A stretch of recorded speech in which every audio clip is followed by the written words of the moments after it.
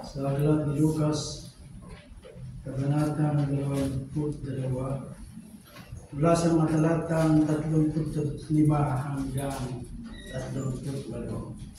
At yan po ang sasagot. Pagkatapos, tinanong sila ni Jesus, "Nang suguin ko kayo ng walang dalang lukbutan, supot o panyapak, kinulang ba kayo ng anuman?" Hindi po. Tugon nila. Sinabi niya, "Ngunit gayon, kung kayo'y may lukbutan o supot, dalhin ninyo.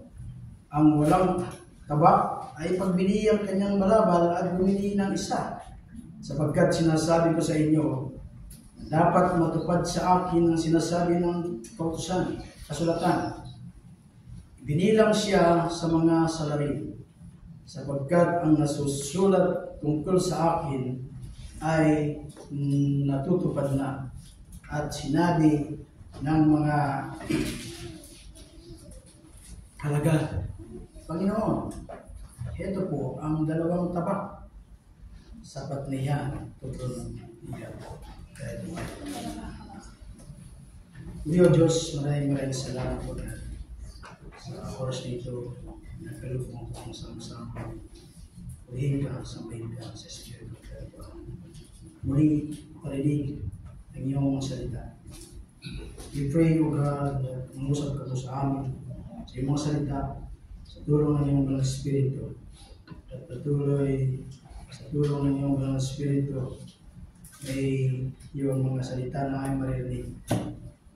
Do not depart in our mouth, but we meditate day and night, so that may po ay makalakad doon sa path na isinet mo po sa amin. Lord, samahan mo kami ang mga pinagkakatuloy. Kung aking panalangin sa pangalan ni Jesus. Amen. Tayo po ay makakaupo.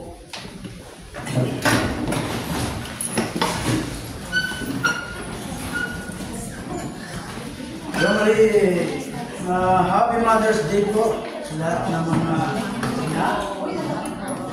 Praise God sa inyong mga buhay. Sa buhay na pinagkaloob ng Panginoon. At 2 linggo pa lang po ang nakaraan nung ako'y tumayo dito. At muli ako'y nagpapasalamat in behalf of our family at ng pamilya ni Sister Lerma sa inyo pong pagbibigalan at kaya pong title ng ating pasahe ay Be Prepared. Maging handa po. Hindi lang po dito sa text na ating pag-aaralan, but po sa ating mga buhay. Life is uncertain. So ngayon,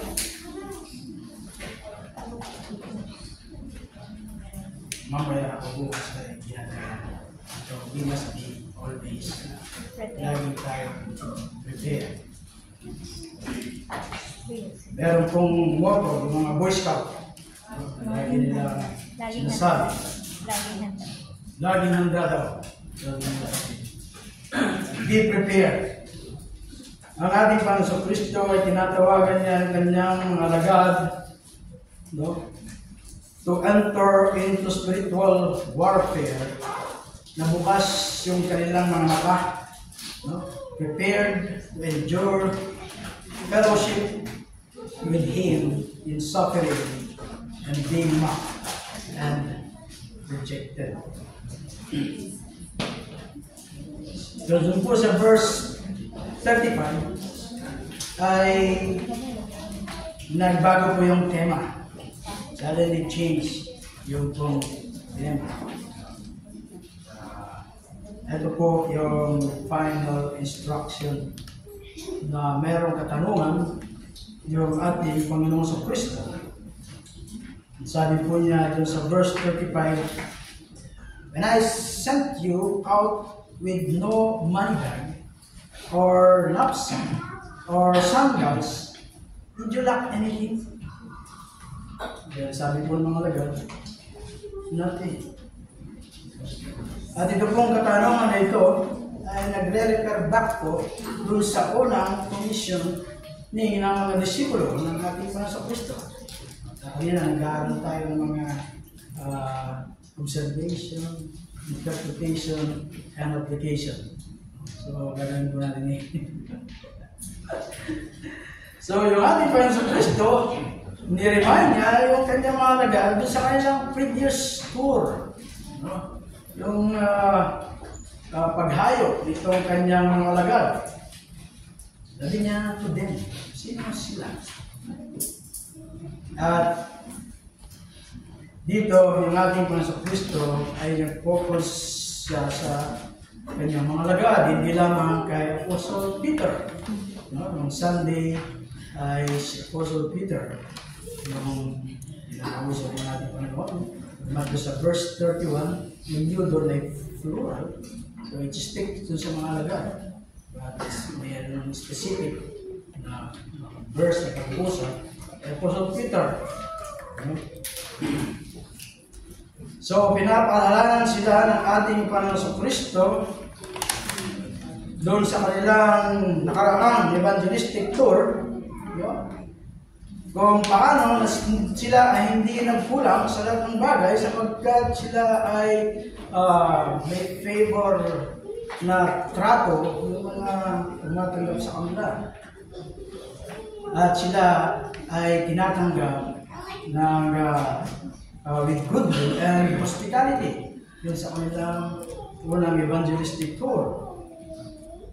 At kung babalikan natin yung Luke 9, 1-6, tinawag niya yung kanyang 12 alagad at binigyan sila ng kapangyarihan over demons and power na magpagaling ng mga may sakit.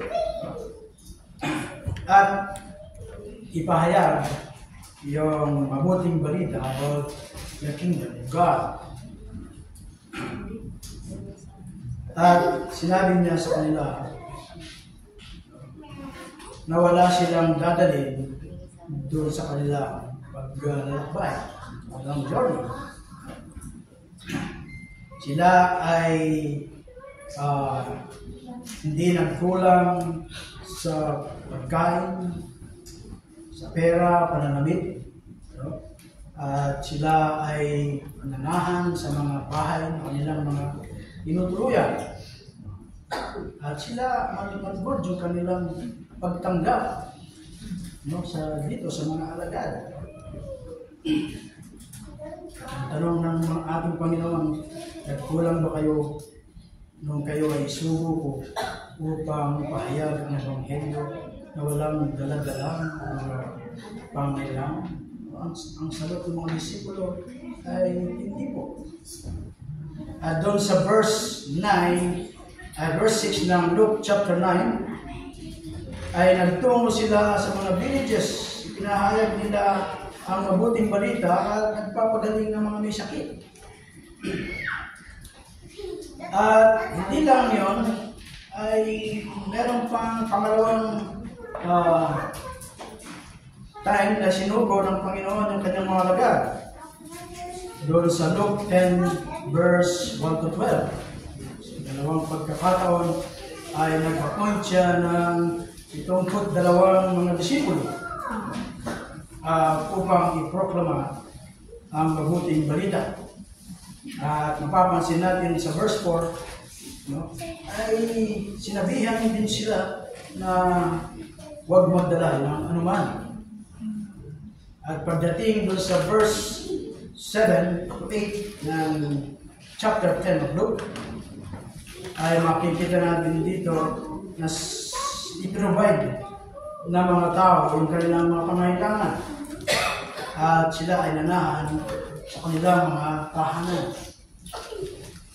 So, itong events na ito, ay ito yung background nung tanong ng ating ng Panginoon Kristo dito sa verse 35, dito ang chapter 32 ng Luke.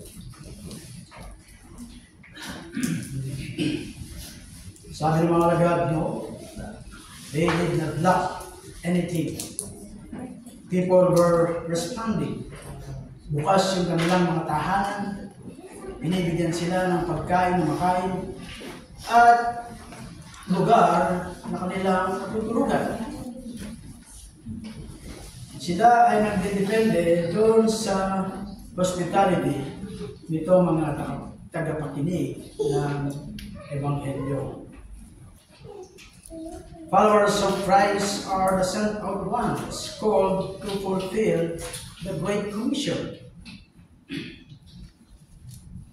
Yan daw, pananatili doon sa comfort zone is not an option. Sila ay sinuro, hindi lang sila manatili kung saan sila naroroon. It's not an option, yung comfort zone. Tayo daw ay mga ambassador ni Kristo at meron tayong istorya na kailangan iproklama sa buong nasyon. They should have learned great lesson in faith by being obedient in their former mission trip. Subalit daw yung kanilang experience nung nakaraan ay walang kalakip na danger and suffering. So, kaya sa paghayo nila ngayon ay kailangan nilang i-anticipate yung mga ganito. So generally, sila ay tinatanggap ng mga tao na dun sa 3 taong ministeryo ng ating Panginoon sa Galilee at dun sa Judea.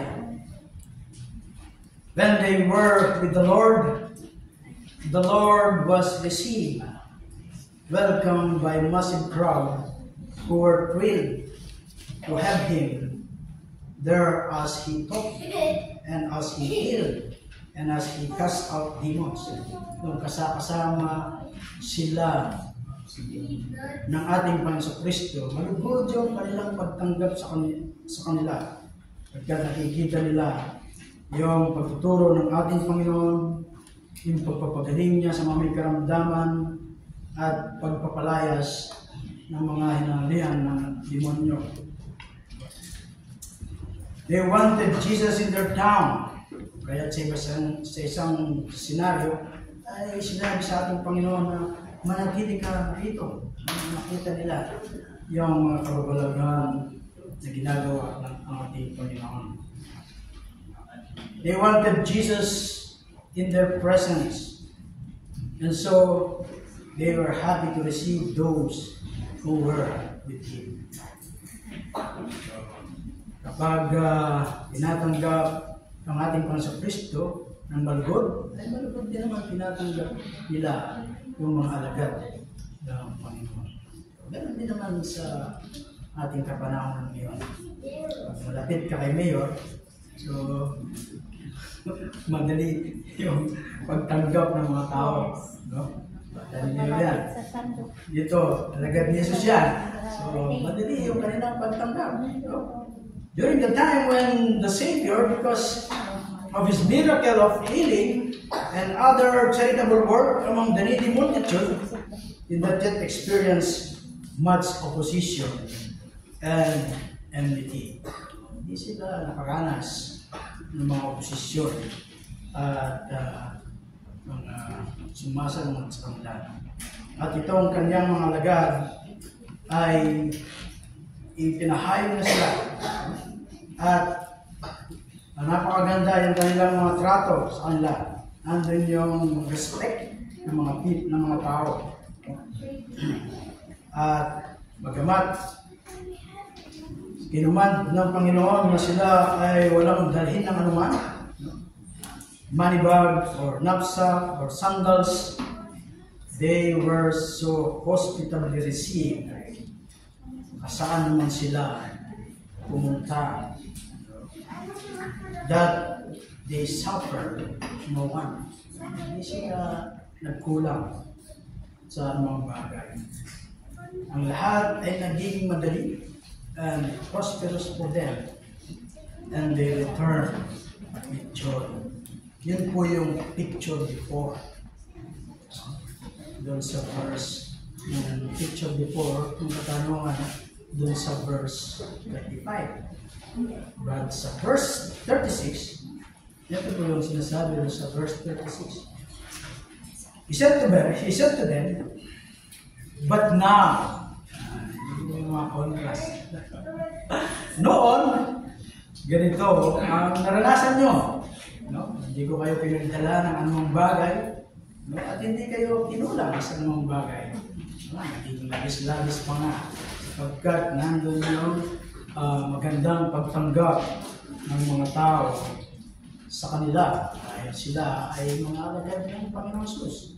No? At popular ng ating Panginoong Hesus ng kapanahon na ngayon dahil sa kanyang mga miracles na ginagawa, pagpapagamot ng mga may sakit, pagpapalayas ng mga inaalir ng mga demonyo, at mga iba pang mga ginagawa ng ating Panginoon. But now, sabi ng Panginoon, let the one who has a money bag take it, and likewise an knapsack. And let the one who has no sword sell his cloak and buy one. Verse 36, chapter 22. Ito po yung after picture. Kanina, yung before picture. Napakaganda ng kanilang pagtanggap sa kanila. Follower of Christ should expect rejection and attack. Dito, andun po yung transition words. But now, sabi ng Panginoon, you're not going to enjoy that in the future. Yung naranasan mo noon, ay hindi nyo na mararanasan yun. You're not going to find a welcome world of unbelievers. The nation has now rejected me, and because they rejected me, they will rejected you. No?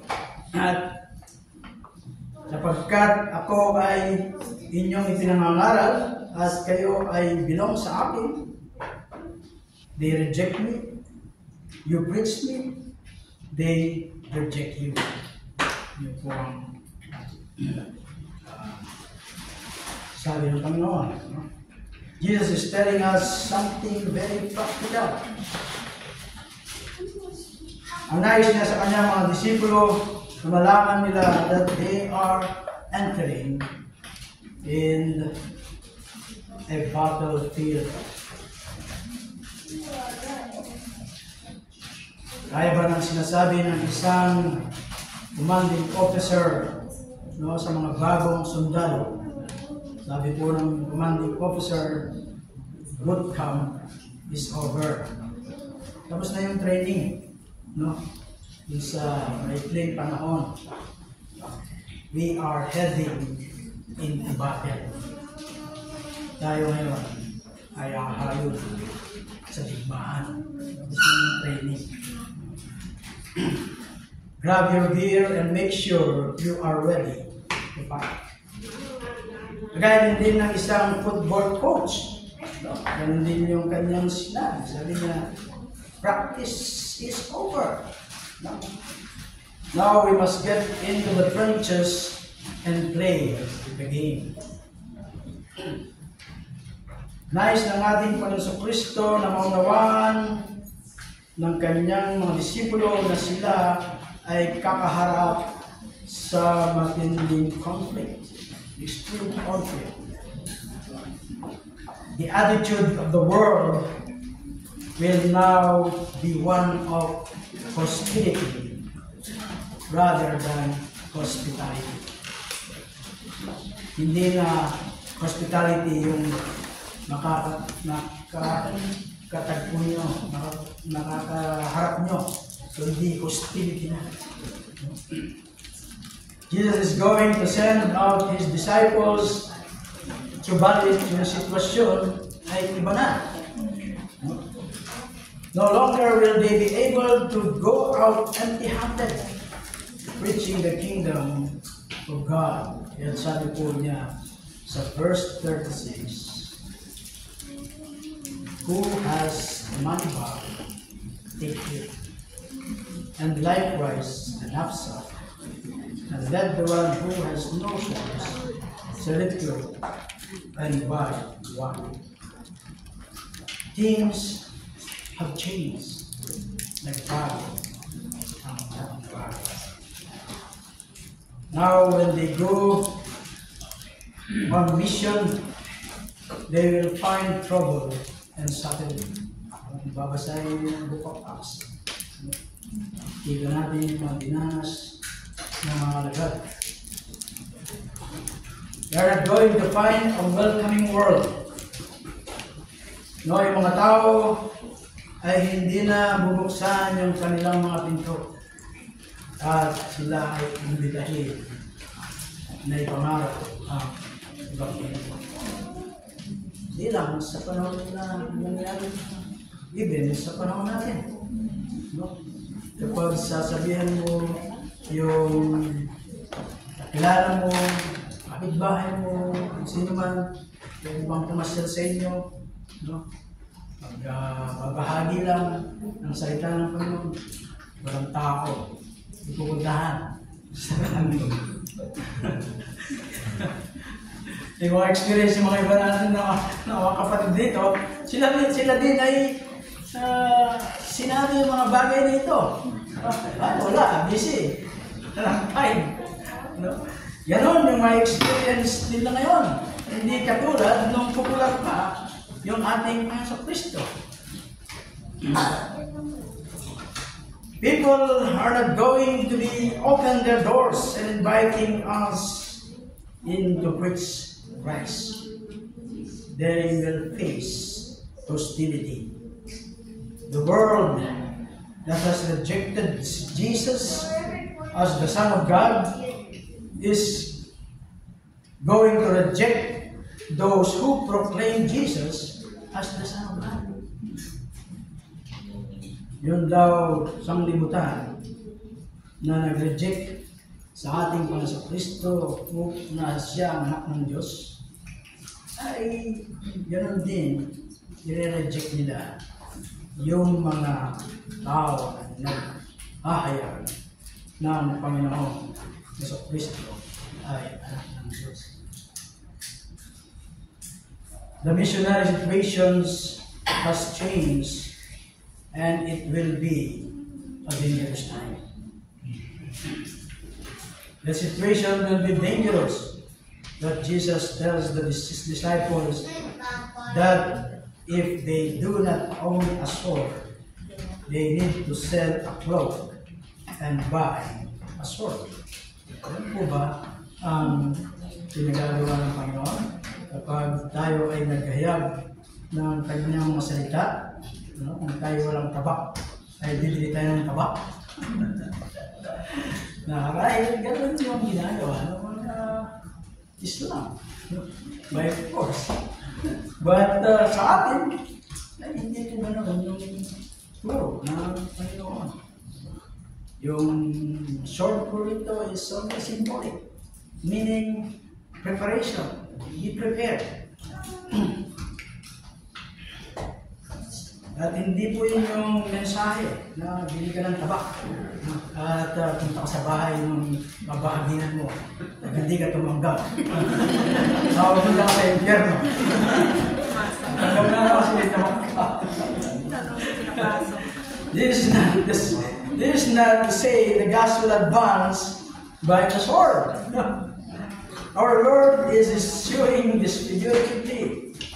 You're going into a hostile world where you're going to have to understand that you need to support yourself, supply yourself, and protect yourself. He says it's going to be a hard time from now on. Different attitude in the world. Your sword shows how they are going to be received by the world as they go out. The world is not going to provide for them, nor be hospitable to them. They are going to reject and attack them.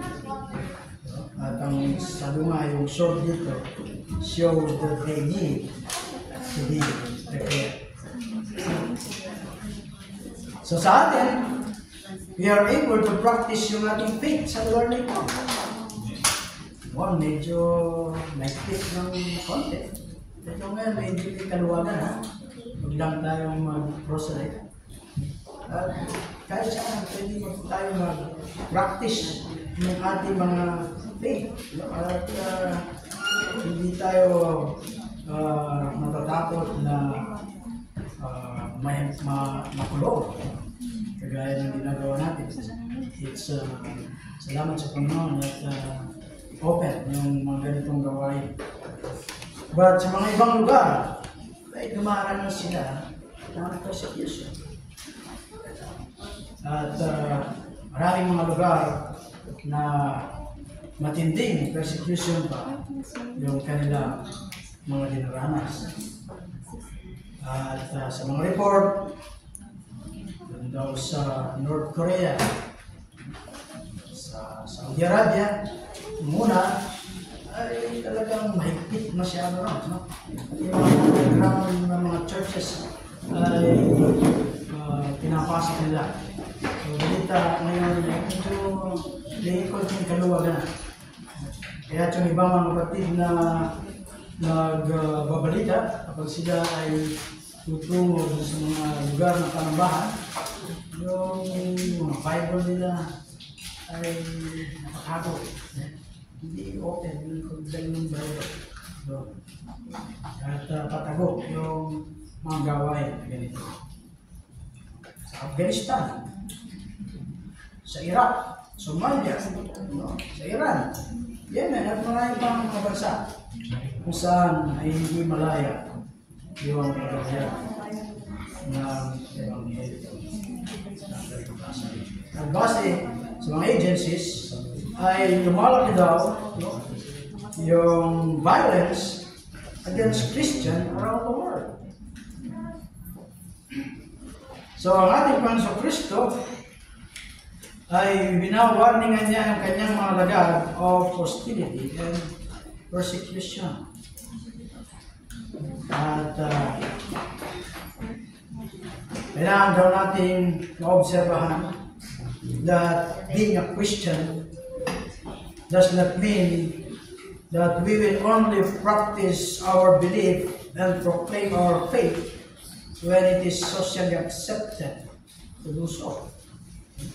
Pag hindi accepted, hindi tayo pwede mag-practice. Pwede pa rin. No?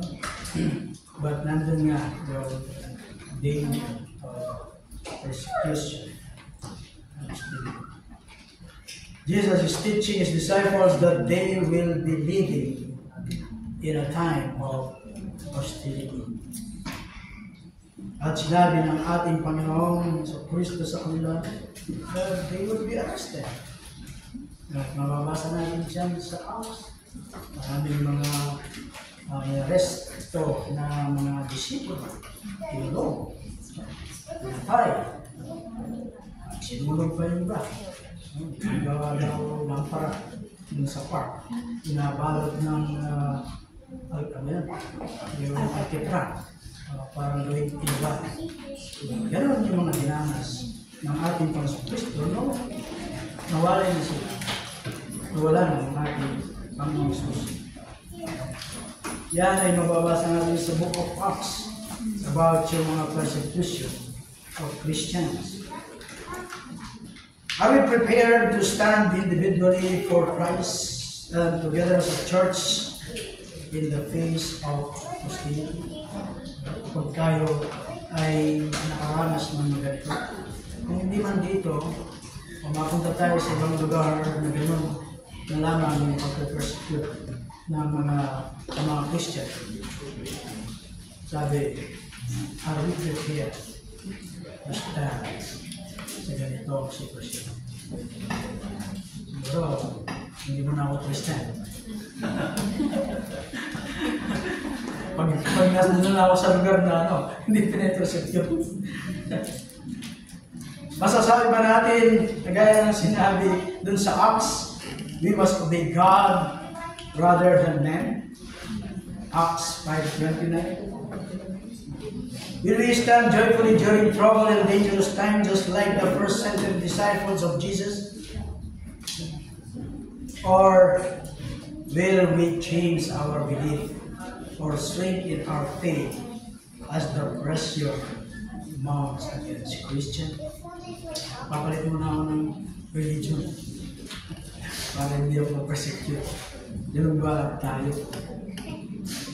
Sabi ko sa Ephesians 6, the Apostle Paul sa mga believers, put on the full armor of God so that you can take your stand against the devil's schemes.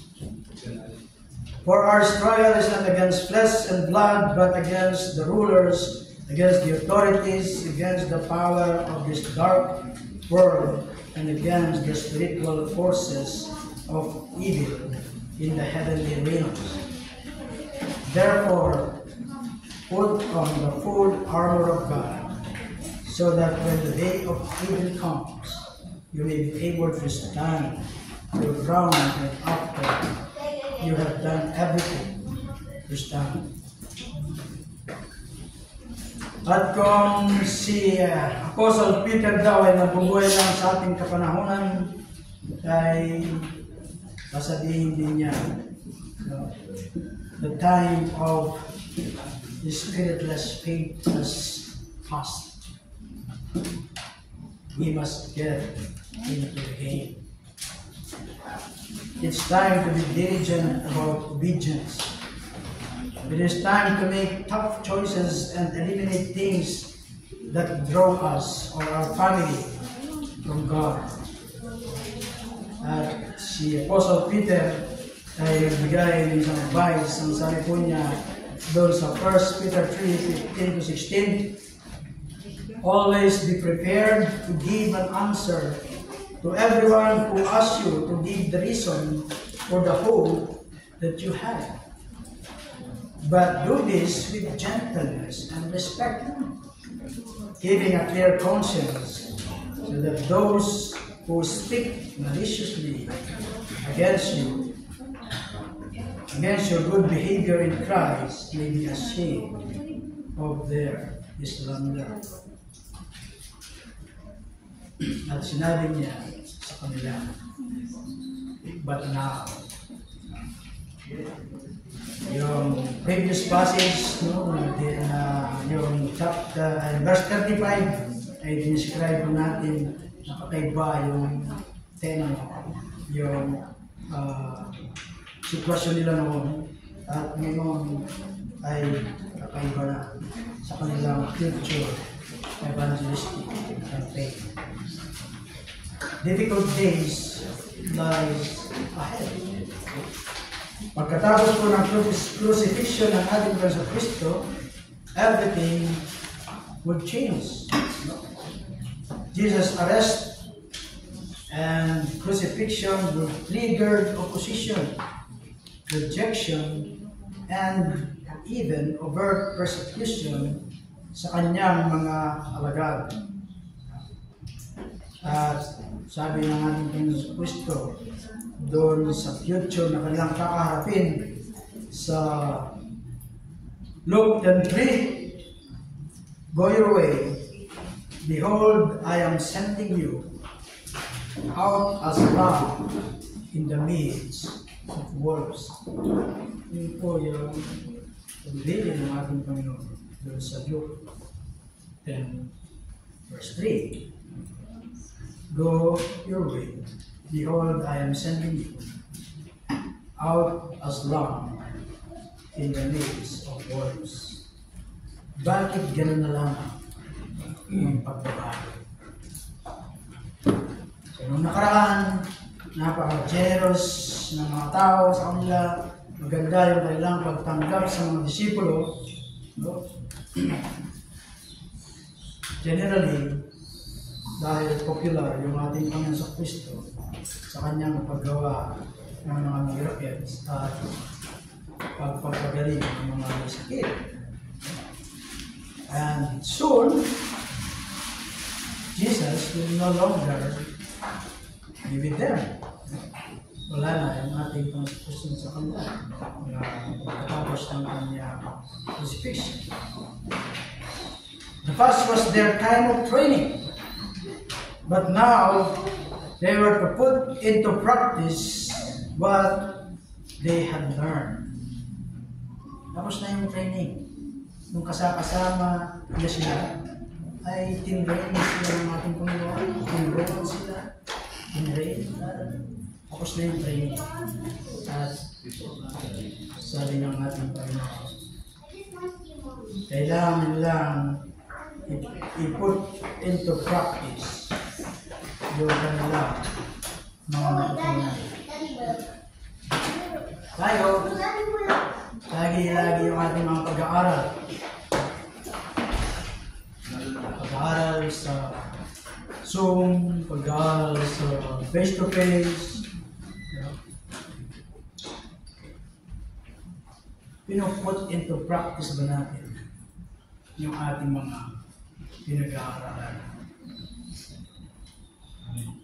Ang Panginoon ay hindi siya naghahanap ng mga maraming theologian. Ang nais niya ay transform people. Matured manhood. Hindi mga theologian ang nais niya. Mga pinago at patuloy na pinabago. Kung natin pinag-aaralan yung leading by the book, at kailangan natin unawaan ang sitwasyon, anong genre, sino yung mga kausap, sino yung magsasalita, at iba pa. Para tayo ay matuto. At kapag natuto na tayo, ano na? Ano na yung ating gagawin? Ang ganda lang ba tayo?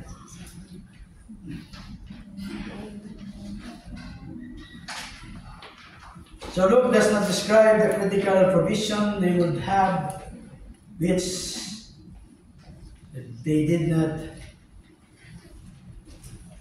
nung po nagkaroon sa past provision. Of course, kasama na nila ang banal na espiritu. No? Kaya na sinasabi doon sa Acts 1:8. Na pag-aralan din natin na pagdating ng banal na espiritu sa kanila ay i-empower sila ng espiritu at sila ay magiging witness. At yun ang nangyari sa mga iba. So our Lord counseled in Luke chapter 22, dito sa verse 35 to 38, ay hindi lubos na maunawaan ng mga disipulo sapagkat they interpret yung sinabi ng ating Panginoon na literal.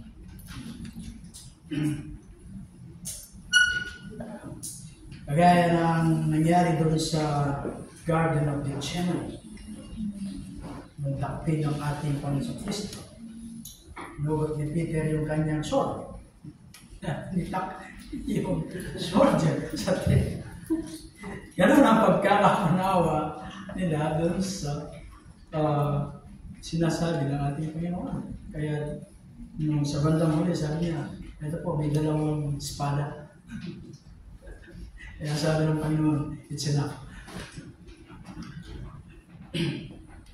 So, mali yung kanilang pagkaunawa sa sinasabi ng ating Panginoon at kanilang interpretasyon is quite literally.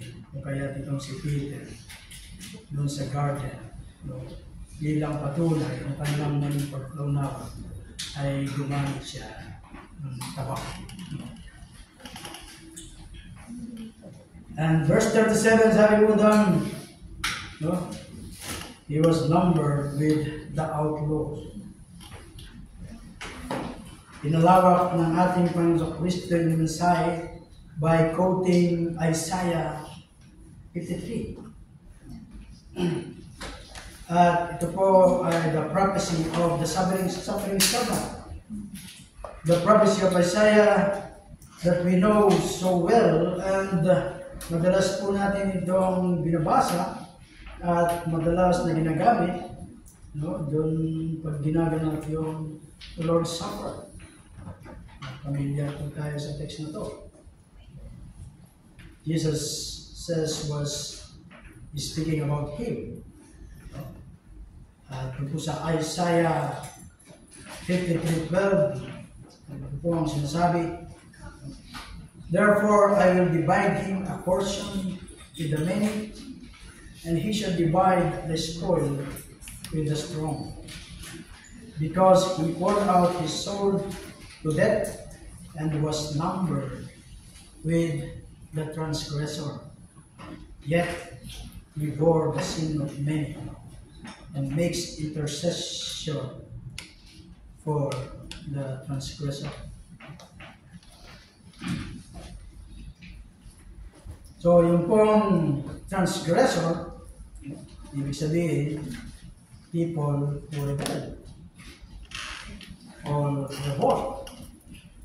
So, sa New Testament Greek, ang meaning po na yung word transgressor is to act without law or lawless.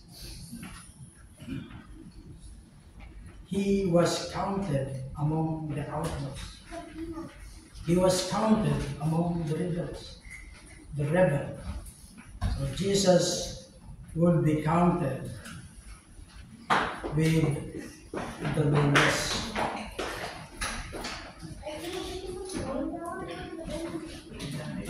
Yung pong timing, itong quotation ng ating Panginoon Kristo about this prophecy ay napaka-interesting.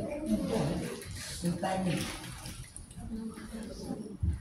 At napapansin po natin dito sa quotation ng ating Panginoon Kristo ay hindi po yung nagre-refer doon sa paghang niya, doon sa cross, doon sa between ng dalawang kinahan. Hindi po yung time na ma-fulfill yung prophecy. Nung naipako na siya. Hindi po doon.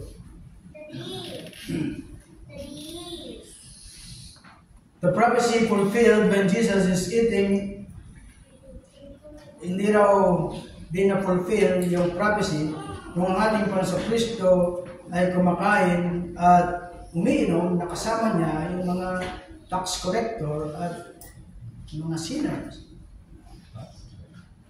At hindi rin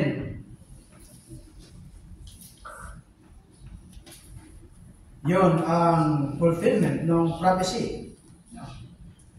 It is at this moment when Jesus is talking with his disciples that this prophecy of Isaiah is being fulfilled. Yung oras na yun, sapagkat sa mga oras na yun ay malapit na siyang muli. He will treat like a criminal. Jesus has told them that they are going to preach Jesus in the face of hostility. No longer will they receive welcome reception for proclaiming the gospel. So, hindi na sila tatanggapin sa paghayag ng kanyang mabuting balita sapagkat ang Panginoon ay itinuring na nila, itinurato na nila ang parang isang kriminal.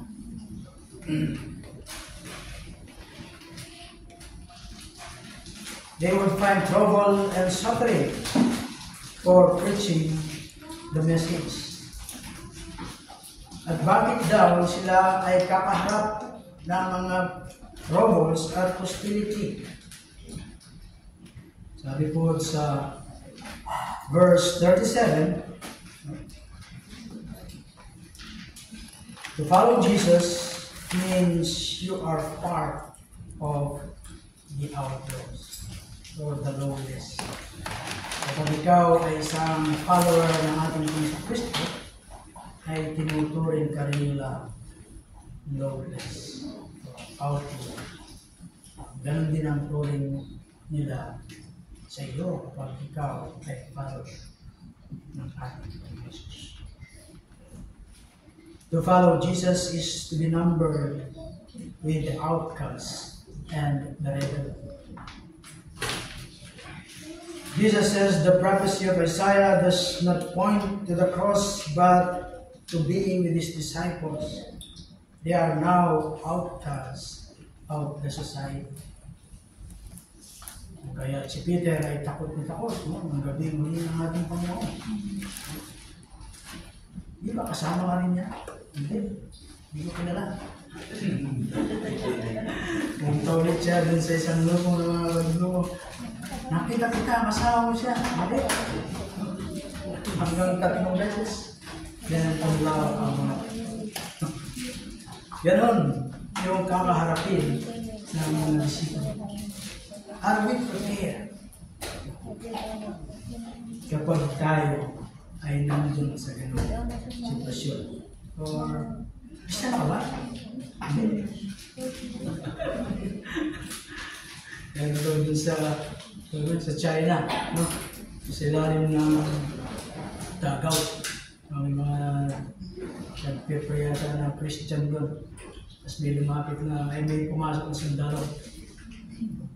Dahil takot sila sa mga sundalo ng sa China, no? Communista, no? Pinasok daw yung lugar na kung saan yung titipon ng mga Christian. No? At pinagtatanong sila, Kristiyano kayo? Hindi. Bas. Hindi Kristiyano, bas. Tapos may natirang isa. Kristiyano ka ba? Kristiyano siya. Hindi niya dininay ang kanyang pananampalataya.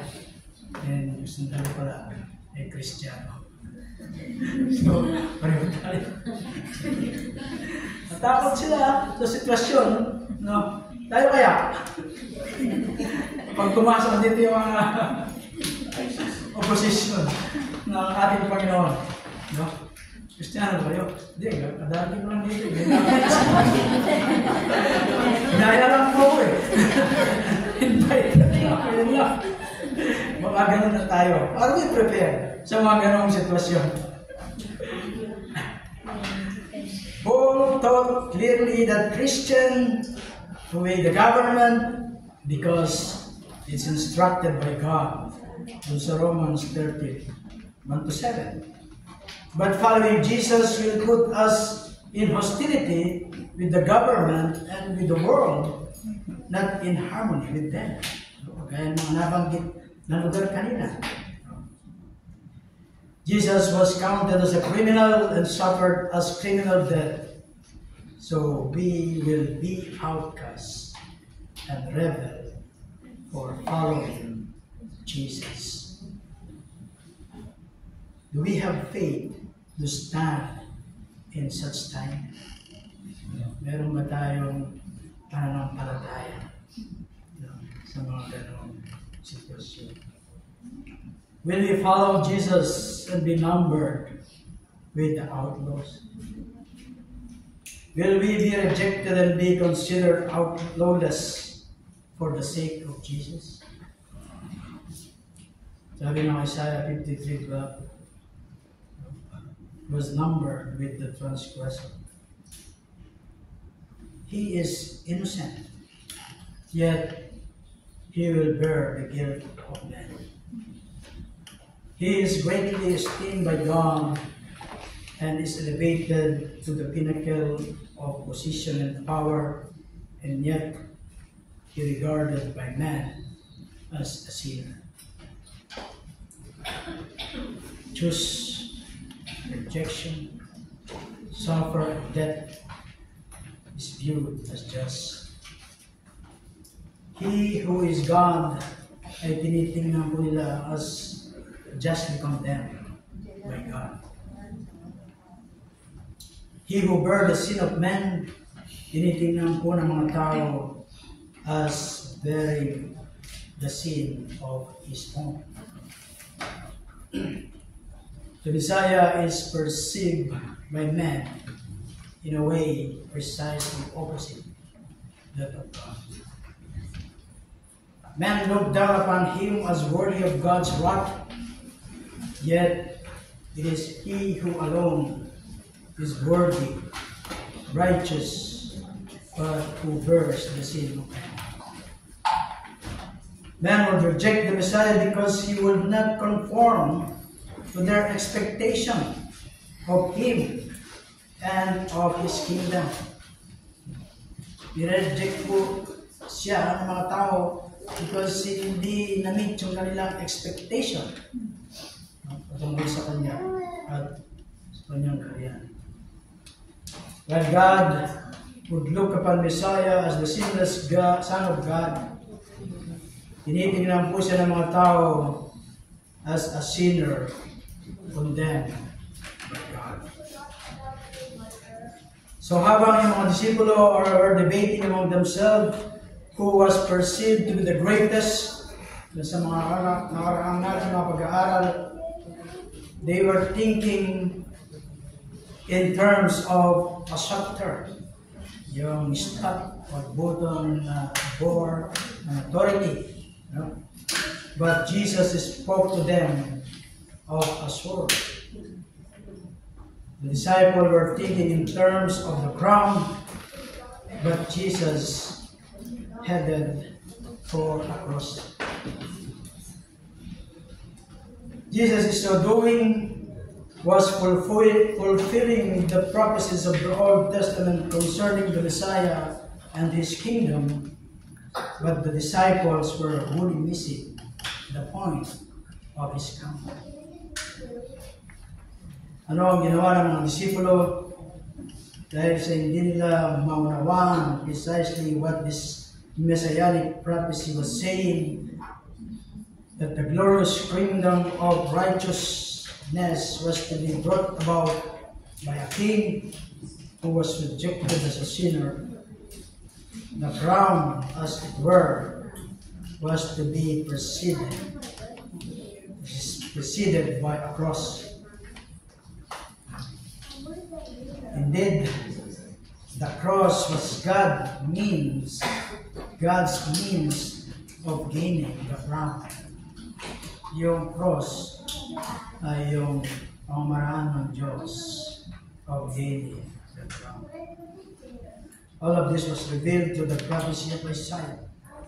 Subalit, hindi ito maunawaan ng mga alagad because sila ay tumitingin sa ibang bagay kung sa kanilang mga condition. If God's Messiah was to be regarded and even rejected as a criminal, this also means that the disciples would be regarded as such. Kung ang ating Panginoon ay kanilang nireject at tinitingnan nila na siya ay isang kriminal, ganun din ang tingin nila sa mga alagad ng ating Panginoon. Were the disciples debating who would have to the highest position, the most power, the most greatest privilege? Then the disciples were wrong. Kung yun yung kanilang iniisip, no, yung mataas na posisyon, most powerful, the greatest prestige, sila ay nagkakamali. Because by association with Jesus Christ, they were being regarded as criminal, not king.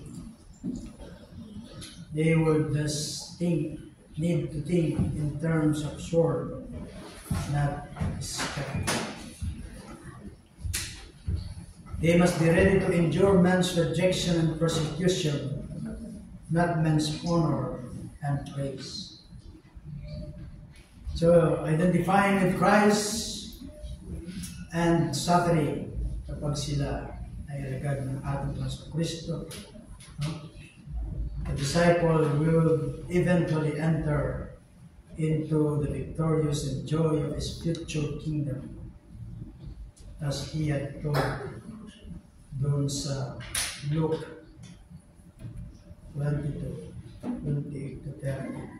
No, ibang greatness yung tinitingnan dito mga apostol. Iba yung tingin ng ating Panginoon. Sabi niya, kung gusto mong mag-great, ikaw ay maging mababa. Sabi mga nakaraan, no, yung greatness sa definition ng world, no, parang pyramid, yung mga mabababa sa baba, at yung great ay nasa taas. But sa kingdom of God, ay baligtad yung pyramid.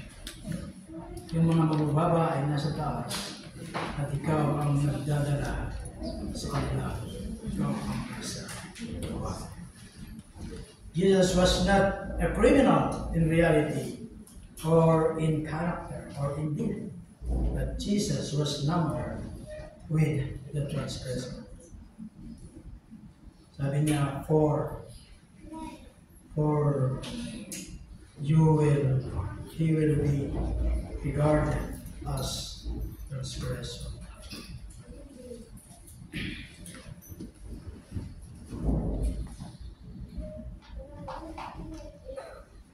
God is faithful to keep His word. No? Pag sinabi niya na I will never leave you nor forsake you, ay gagawin ng ating Panginoon. At gaya ng pag-aaral natin kanina, kapag may tinagawa sa atin ng Panginoon, He will enable us para magawa natin ang kanyang tinagagawa. Nahigit ka dahil may pagagawa sa iyo. Meron siyang pagagawa at pag nagagawa sa iyo, kaya ka binigyan ng gift. Gano'n. God said it and sent it in motion doon sa mga believers. Na yung mga kakalapin nila ay hindi na gano'n kagaya nung una silang isinugo na siya ay pupulatan.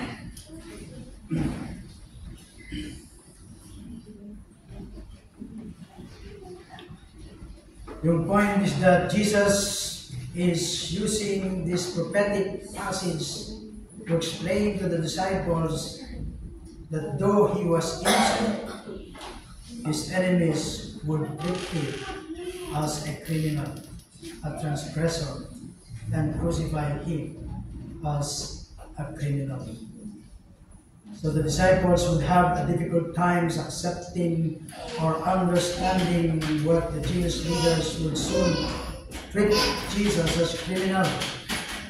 So Jesus told them,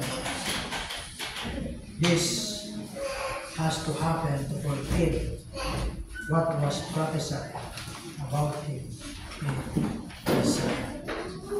Sinabi ito ng Panginoon upang kanilang mawala yung propesiya ng sinulat ni Isaiah. So, isa raw amazing paradox dito sa Isaiah passage.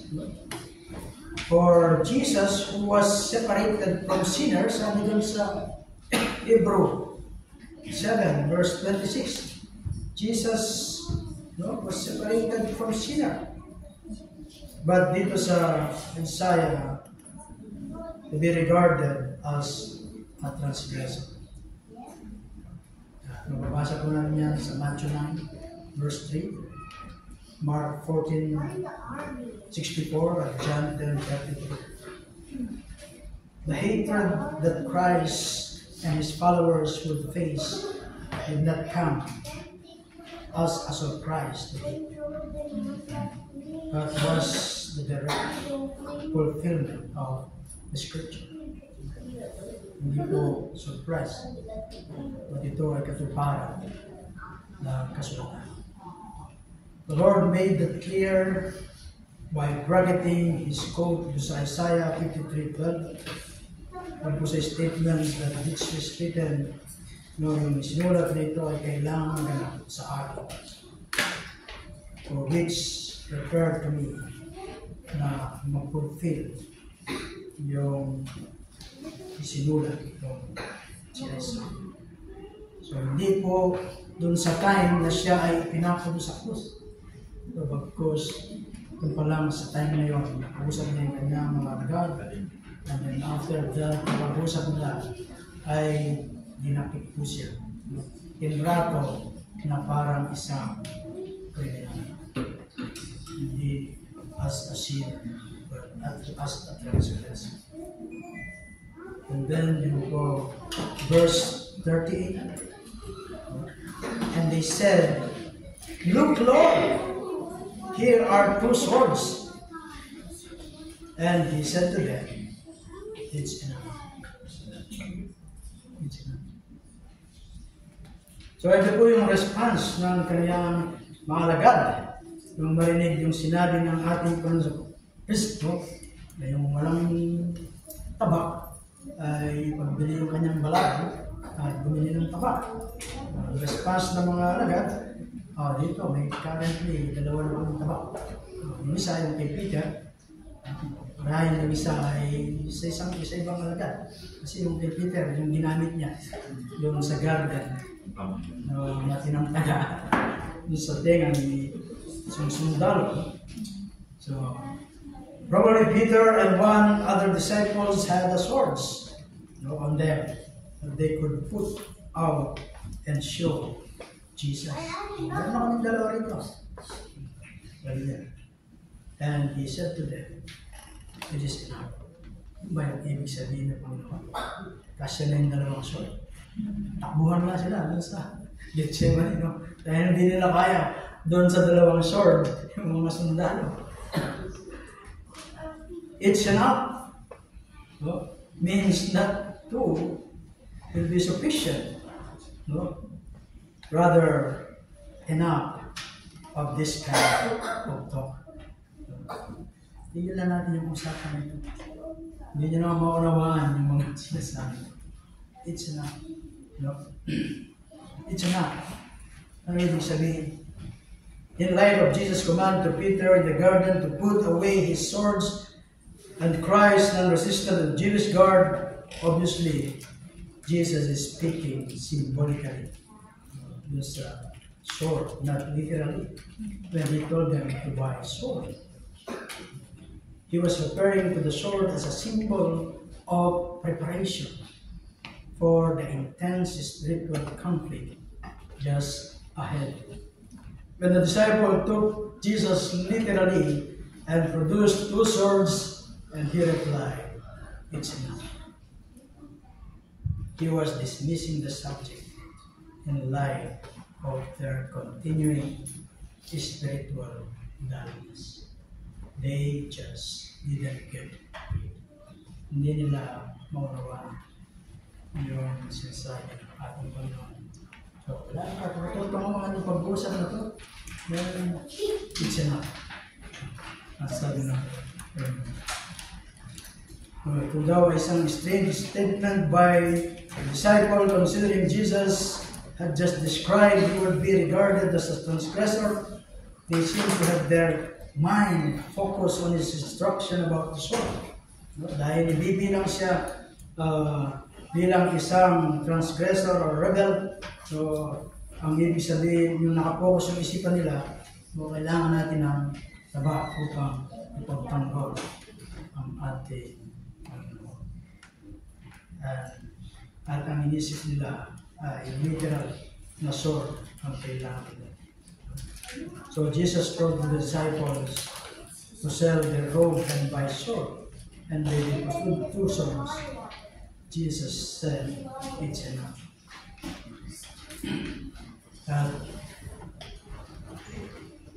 He was dismissing the subject in light of their continuing spiritual darkness. Jesus is telling them about their future.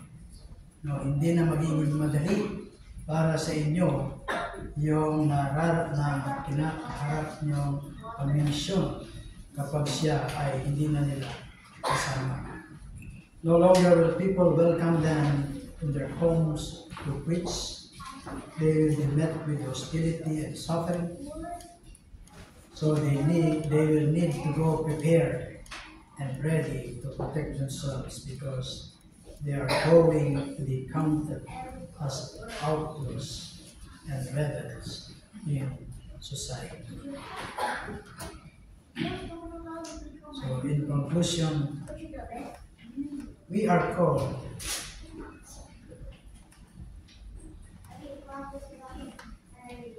by God to preach the gospel. At tatawagin tayo mga rebel, o mga against dun sa tuturo ng ating Panginoon Kristo.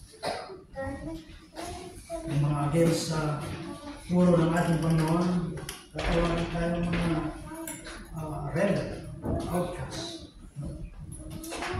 So, we will be outcasts as we serve the one who become an outcast and outlaw to save us from our sin. We cannot seek the acceptance of the world. We cannot try to fit into the world. We may truly consider the word of the Apostle Peter, gaya ng sinabi niya sa mga Christian, sa ating kapanahon ngayon. Mga minamahal ko mga kapatid, dear friends, don't be surprised when the fiery ordeals comes among us. It tests us as if something unusual were happening to you. Instead, rejoice as you share in the suffering of Christ, so that you may also rejoice with great joy at the revelation of His glory. Nauna na yung kanyang paaralan sa mga alagad sa verse 37. Gaya ni Apostle Peter, wag tayo ma-surprise kapag tayo ay dumanas ng mga ganun.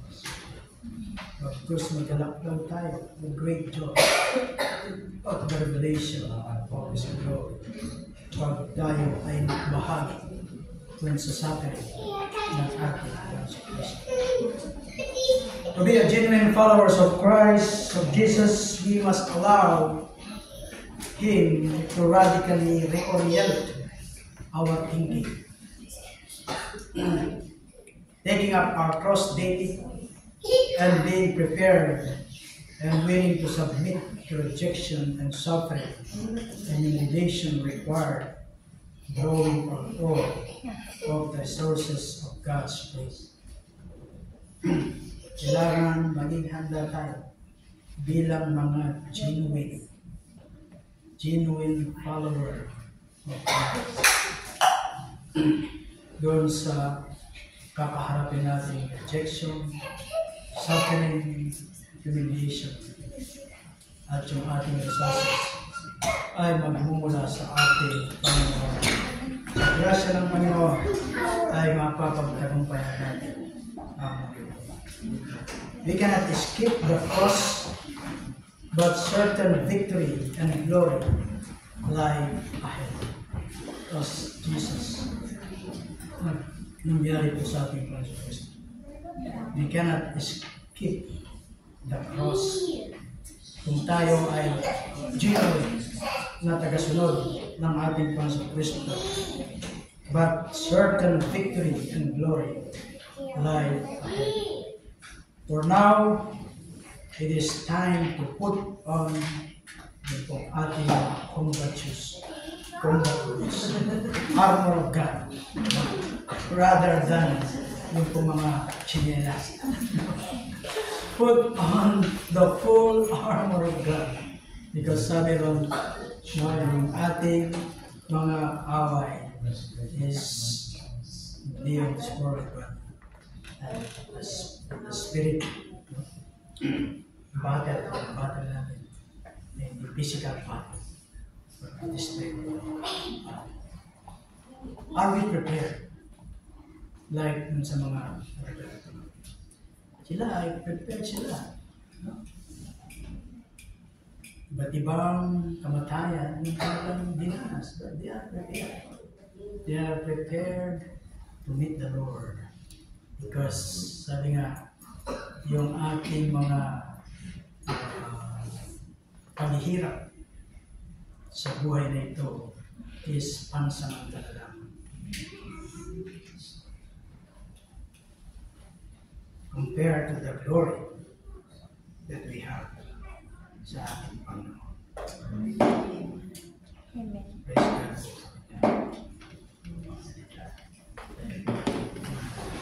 Tayo tumayo.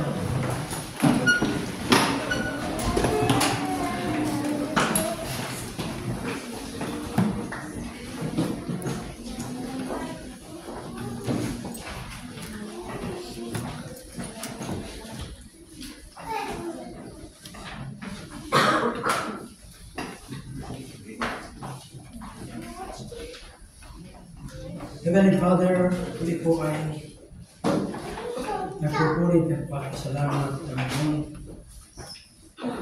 that you have reminded us, O Lord, na yung kapanahunan na sa amin, kapanahunan namin ngayon, Panginoon, ay panahon, Panginoon, ng mga bahay, subok. Panahon ang mga tao ay had that hostile us because we are your follower, we are your children. Kagaya ng mga tagubilin mo, Diyos, yung mga God. Kami ay maging laging handa sa mga sitwasyon makakaharapin namin for the sake of your name. Lord, we thank you because you have prepared us sa mga bagay nito. And you have enabled us para mapagtagumpayan namin ang salamat, Panginoon, at sa tulong ng iyong Espiritu at sa iyong grasya, God, na naman yung aming makakaharapin, Panginoon, upang ganapin ang aming nais na ganapin namin ng pamahagi ng Ebanghelyo sa lahat ng sulok ng sanglibutan, Panginoon, ay di po kami matatakot sa kasama namin. Yung iwan, di po babayaan. Ikaw ang aming sandigan. Iwan ang nangyari sa amin sa buhay na ito ay mga pansamantala lang. Kumara, Panginoon, sa glory na aming matatanggap pag kami ay nasa piling mo. Lord, maraming salamat po sa iyong mga salita. Salamat sa iyong mga disipulo na naging halimbawa na higit ng aming Panginoon sa Kristo, that He did not escape the cross ng dahilan ng Diyos. God, namin po yung glory na naghihintay sa amin as we fulfill, O God, yung the great commission na pinagkatiwala sa bawat isa. Lord, patuloy sa tuloy ng Espiritu. Lagi na yung maalala kami that you have given us a task na dapat natin gawin. You have equipped us sa mga salita. You have empowered us tulong ng mga Espiritu. Ano pa yung hanapin namin? Ano bang tatatakot namin? Kapag ikaw ay sumasa amin, sino ang dapat sa amin? Salamat, Diyos. Salamat, Panginoon. Pinupuri ka namin at pinasasalamatan sa pinagagabilin mo yung mga darating, mga bagay mo sa aking mga buhay. Laging alalahanin namin, kasama ka namin, ikaw sa iyo ang aming buhay. Salamat, Sa pangalan ni Jesus. Amen. Amen. Mula din yung benediction mula sa Panginoon. Sa Kanya na makapag-iingat sa inyo upang hindi kayo magkasala at makapagharap sa inyo ng walang kapintasan at may malaking kagalakan sa Kanyang kalwalatian sa isang Diyos na ating tagapagligtas sa pamamagitan ni Jesus Kristong Panginoon natin. Sa Kanya ang kapurihan, karangalan, kadakilaan, at kapangyarihan mula panoong una, ngayon at magpakailan pa man. Amen.